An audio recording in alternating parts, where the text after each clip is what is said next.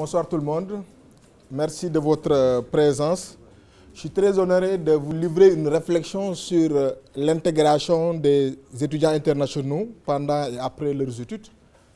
Et quand le président de l'association des étudiants sénégalais de Montréal, Youssouf Baldé, m'a contacté pour me demander d'animer une conférence sur les défis et les atouts des étudiants étrangers, c'était tout naturellement que j'ai accepté d'animer cette conférence pour plusieurs raisons. La première raison, et non des moindres, c'était pour venir aussi appuyer en fait le dynamisme du président de l'association des étudiants sénégalais de Montréal, mais aussi du bureau de manière générale. Mais aussi, j'ai été étudiant dans ma vie et je continue toujours à être étudiant puisque la formation d'un individu s'étale tout au long de sa vie. Et en même temps aussi, on est dans un cadre de réflexion, dans un cadre aussi de cheminement et dans un cadre de transmission et de partage d'informations parce que nous sommes dans une société qui est le Canada où il y a une forte intelligentsia. Je peux apprendre de vous comme vous pouvez apprendre de moi également. Donc aujourd'hui, cette conférence vise à faire valoir aux étudiants étrangers les nombreux atouts dont ils disposent, mais en même temps les défis auxquels ils devaient être confrontés aussi pour intégrer le marché de l'emploi ou même aussi au niveau des études. Tout à l'heure, il y avait une personne du ministère de l'Immigration, de la Diversité et de l'Inclusion, Mme Nadia, qui était venue parler des conditions pour pouvoir obtenir le certificat d'acceptation du Québec. Et par la suite aussi, il y a Élise Jolicoeur qui nous a plongé en fait, ou nous replongé dans notre Sénégal natal, à travers un excellent documentaire sur la coopération internationale. Donc, nous sommes ici aussi pour réfléchir également sur le bien-être en fait, de cette société, tout en pensant aussi aux défis qui nous attendent également une fois que nous décidions de retourner au Sénégal ou de rester en fait, au niveau de cette société. Donc ça, c'est un choix individuel. Pour montrer en fait, les atouts dont disposent les étudiants étrangers, je vais articuler la conférence autour de 4 axes ou 4 parties. Donc, je décrirai un peu le contexte et les réalités de l'immigration québécoise et canadienne. Mamadou Diallo, le président des Gaïndés, disait tout à l'heure, quand on a une meilleure information, on peut accéder facilement au pouvoir. Partie 2, la politique de l'attraction et de la rétention des étudiants étrangers. Pourquoi je parle de cela? La dame qui était là tout à l'heure du ministère de l'Immigration, de la Diversité et de l'Inclusion vous a présenté les aspects techniques du programme de l'expérience québécoise. Moi, je vais vous amener sur les raisons philosophiques qui ont amené le gouvernement libéral provincial à mettre en place le programme de l'expérience québécoise et vous comprendrez aisément que vous êtes mieux placés, c'est-à-dire les étudiants étrangers, pour intégrer plus rapidement le marché de l'emploi que les immigrants qui ont été choisis dans le cadre du programme régulier d'immigration. Donc, ça nous amène à tout ce qui est atout et défi aussi de l'intégration. Et on va terminer la conférence sur cette fameuse question, un débat autour de la circulation du cerveau ou fuite du cerveau. Quand on décide de rester après nos études, est-ce qu'on contribue à la fuite du cerveau ou bien est-ce qu'on est dans une mondialisation où on parle plus de circulation du cerveau que de fuite du cerveau? Quand on parle du contexte de l'immigration, au Québec pratiquement, on parle de féminisation de l'immigration. Donc de plus en plus, il y a une partie très importante ou une part très importante des femmes qui décident d'immigrer. Donc les statistiques indiquent qu'entre 2004 et 2008, c'est 51,6% de la population de l'immigration récente. Et à Montréal même, on parle à peu près de 45% du total de la population féminine, donc de la ville de Montréal. Pour vous dire à quel point cette donnée devient importante dans le contexte de l'immigration. On parle aussi d'une nouvelle diversification de l'immigration. Donc, il y a 185 pays en 2010. Cela démontre aussi le caractère multiculturel également du Canada, que certains appellent, pas le nouveau continent, mais en tout cas, mais un pays également avec des potentialités, avec des ressources également, le nouveau monde. On parle également d'une nouvelle configuration de l'immigration. Ça vous concerne directement à travers le programme de l'expérience québécoise. On en avait parlé tantôt, mais comme je vous ai dit, ici, c'est de montrer véritablement qu'est-ce qui vous différencie des personnes immigrantes qui ont été sélectionnées sur la base d'un programme régulier. Et dans ce cadre du programme de l'expérience québécoise, la dame vous avait parlé des étudiants étrangers, mais il y a aussi les travailleurs temporaires. qui font partie de la nouvelle catégorie de l'immigration économique du Québec. Et c'est un virage qui a été opéré depuis 2010 pour plusieurs raisons, nous y reviendrons. Donc, vous avez vu des travailleurs temporaires, étudiants étrangers, qui sont de nouveaux bassins de recrutement de travailleurs qualifiés. Donc, vous avez vu une mobilité étudiante internationale qui montre aussi une présence très importante également de l'immigration à travers le fait étudiant. Donc, on parle de 3 millions d'étudiants de 2003 à 2008 et selon l'UNESCO, en 2020, ce sera autour de 7 millions d'étudiants et cela marque aussi une certaine concurrence de l'immigration de manière générale puisque le Canada s'inspire aussi de l'Australie pour sa politique migratoire en ce qui concerne le recrutement des étudiants étrangers, en ce qui concerne les immigrants investisseurs, en ce qui concerne également les travailleurs temporaires, en ce qui concerne aussi le recrutement des immigrants sur la base du programme régulier. Donc, une mobilité étudiante internationale qui est présentée par des personnalités très influentes. Je donnerai les noms tantôt pour vous dire à quel point vous êtes courtisés en fait par les membres en fait, de la société d'accueil qui voient en la présence des étudiants internationaux comme une source économique, source d'influence également, une forme d'attractivité et d'autres informations en fait, qui seront données au cours en fait, de cette présentation.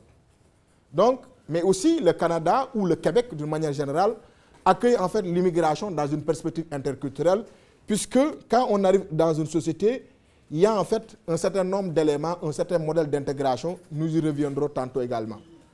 Mais l'immigration québécoise et canadienne est caractérisée aussi par un contexte de déqualification professionnelle.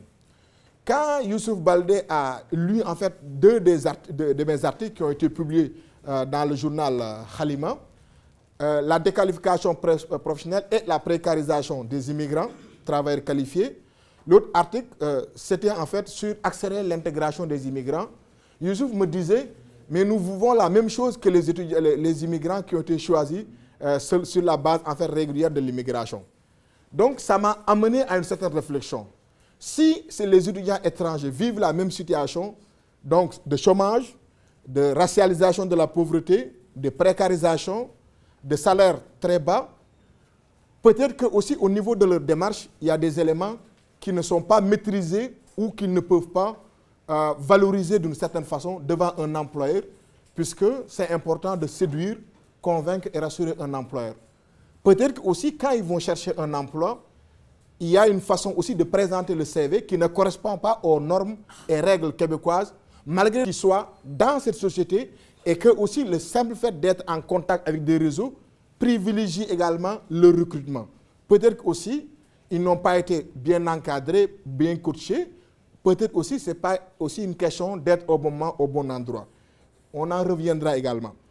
Donc, il y a un élément de plus chez les étudiants étrangers, c'est qu'au niveau, par exemple, des immigrants qui ont été choisis sur la base régulière, programme régulier, c'est-à-dire qui sont passés depuis, qui ont fait leur démarche pendant 1 an, 2 ans, 3 ans, 4 ans, contrairement au programme de l'expérience québécoise qui est 20 jours.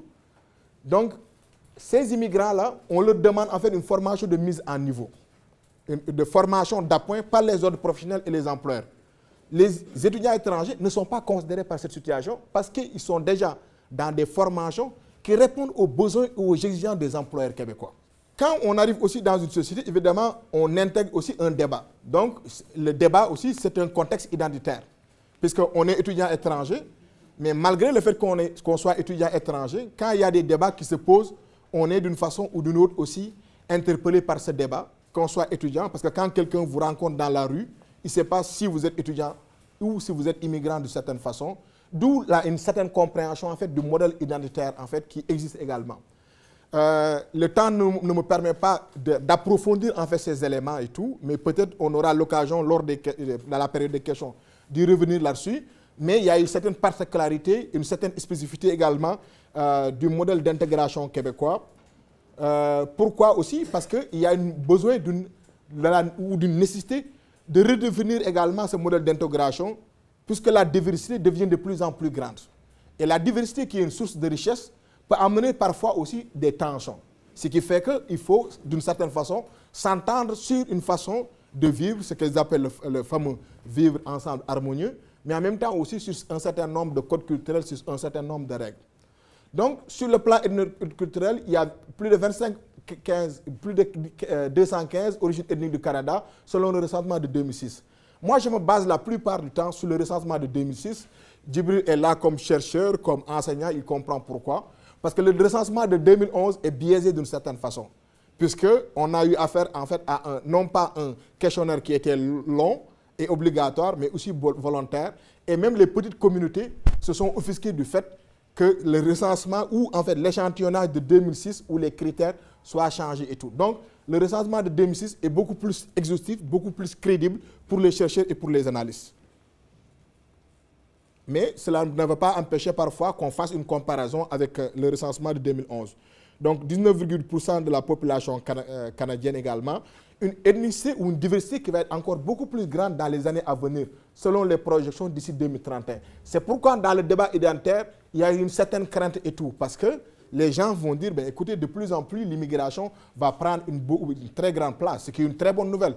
Mais en même temps aussi, quelles sont les règles pour qu'on puisse vivre ensemble de façon harmonieuse également? C'est ça aussi la définition, mais tout le monde n'est pas d'accord sur une règle par rapport à une autre également. Donc, si on s'en tient par exemple à ces projections démographiques d'ici 2031, on verra par exemple que des groupes de minorités visibles.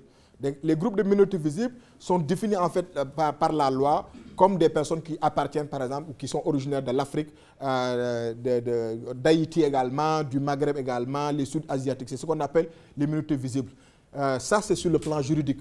Sur le plan sociologique, il y a certains qui vont dire minorités racisées. Donc, mais on n'est pas aussi d'accord sur l'appellation également. Est-ce que minorité visible, minorité racisée, minorité ethnoculturelle, ou québécois, ou néo-québécois, ou néo-canadien. En tout cas, il y a une formulation au niveau de la terminologie, parfois qui fait débat aussi. Donc, on regarde également au niveau de la représentation des minorités visibles. On parle de 63% de la population à Toronto, 59% à Vancouver et 31% à Montréal. Donc, on voit toujours que l'Ouest canadien occupe encore une place beaucoup plus prendre au niveau, par exemple, de l'immigration.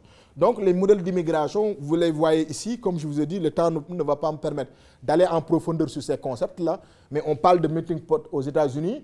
Ici, les gens disent multiculturalisme. Au Québec, on parle de Québec interculturel. Maintenant, les deux principaux partis politiques ne s'entendent pas sur la définition réelle, en fait, de l'interculturalisme. Parce que pour certains, en fait, l'interculturalisme se résume justement à ces trois valeurs essentielles, la primauté du fait français. D'autres disent on ne devrait pas parler de la primauté du fait français, mais le français langue commune. D'autres adeptes aussi disent non, pas langue commune, le français langue d'usage. Donc il y a une nuance là-dessus. On parle aussi de l'égalité homme-femme. Jean Charest disait l'égalité homme-femme est une valeur universelle. En Ontario également, c'est une valeur qui est prônée. Les groupes féministes disent non, il y a eu en fait un recul de nos droits et on est en droit de dire que par rapport à nos acquis également, il faut qu'on lutte pour préserver cela. Et pour ceux qui ne sont pas là, c'est ça qui a amené un débat sur la crise identitaire, le débat sur les accordements raisonnables ou déraisonnables, ensuite la charte des valeurs canadiennes également est intervenue là-dessus. Donc il y a un autre aspect qui définit selon certains l'interculturalisme, c'est-à-dire la laïcité. La laïcité, certains disent, est-ce que c'est une laïcité ouverte? Ça, c'est le Parti libéral du Québec qui parle de laïcité ouverte. D'autres, ils disent, laïcité tout court, c'est le Parti québécois. Les électeurs, pour l'instant, ont tranché cette question, mais cette question revient en suspens parce que, en même temps aussi, il y a quand même une certaine accalmie, mais à un certain moment, dès que des dossiers sur les accordements déraisonnables, entre guillemets, vont ressurgir, on va revenir en fait sur ces éléments. Ensuite, également, on parle de multiculturalisme canadien. C'est une juxtaposition des cultures également. Et dans la redéfinition même du modèle canadien, on parle de trois peuples fondateurs. On parle du fait français, du fait anglais et aussi également des Premières Nations également. Et là, en fait, ça se différencie un tout petit peu de ce multiculturalisme qui est prôné par Trudeau père, parce que Trudeau père est le père en fait du multiculturalisme canadien, et en même temps avec le virage conservateur, il y a une certaine approche, une autre dynamique également. On parle du multiculturalisme de la Grande-Bretagne ou du modèle communautaire, et en Grande-Bretagne, on a vu comment on acceptait même les personnes qui avaient l'habitude de faire des prêches très en fait, comment ça s'appelle, controversées pour, par exemple, ou encore contre même la population d'accueil. Et en même temps, en Angleterre, on acceptait ça, ce qui est impossible et au Canada ou au Québec de manière générale. La France assimilationniste jacobine est indivisible. Donc ce modèle-là, on ne veut pas de ce modèle, comme on ne veut pas en fait d'un modèle où on dit que tout est permis. L'entre-deux reste l'interculturalisme. Et selon moi, la définition que je fais de l'interculturalisme est une manière de pouvoir profiter ou en tout cas reconnaître les aspects positifs de la société d'accueil tout en ne reniant pas nos valeurs de la culture d'origine, de nos cultures. Parce que c'est hyper important puisque aussi le dialogue interculturel est une responsabilité de chacun et le documentaire également d'Élise tout à l'heure montrait également qu'on a à apprendre de chacun. Et c'est hyper important, le monde moderne se construit sur cette diversité-là. Ce qu'il faut retenir en fait dans tous ces concepts, c'est la contextualisation de ces concepts. Qu'on parle d'interculturalisme, de multiculturalisme, qu'on parle aussi du modèle français, ces concepts s'adaptent au niveau de leur temps, au niveau aussi de leur philosophie, au niveau de l'histoire. C'est pourquoi quand on a voulu parler ici de laïcité, le modèle français laïque est complètement différent du modèle québécois parce que la laïcité est inscrite même dans l'article 1er également de la Constitution française et la France a une histoire que ne partage pas le Québec. Donc chaque peuple traduit en fait au niveau de ses valeurs la façon dont on accueille en fait les personnes immigrantes, mais aussi la façon aussi dont le modèle d'intégration devrait se faire. Donc comme dans toute société, les individus vivent avec leur ressemblance tout en ne niant pas leur particularisme, effectivement. Et ce que je disais tantôt, il n'y a pas de consensus sur cette définition-là. Mais il faudra retenir que le Québec est une société inclusive basée sur le consensus et le compromis. Quand on dit consensus et compromis, c'est hyper important. On ne parle pas d'unanimité, mais de consensus et de compromis. Et ça, dans la recherche d'un emploi, pour quelqu'un, aussi bien étudiant étranger, qui décide de suivre de choisir de travailler au Québec, au Canada, c'est hyper important de comprendre cette logique-là dans la façon aussi d'intégrer le marché de l'emploi parce que les employeurs vont vous poser un certain nombre de questions qui font allusion à cet aspect.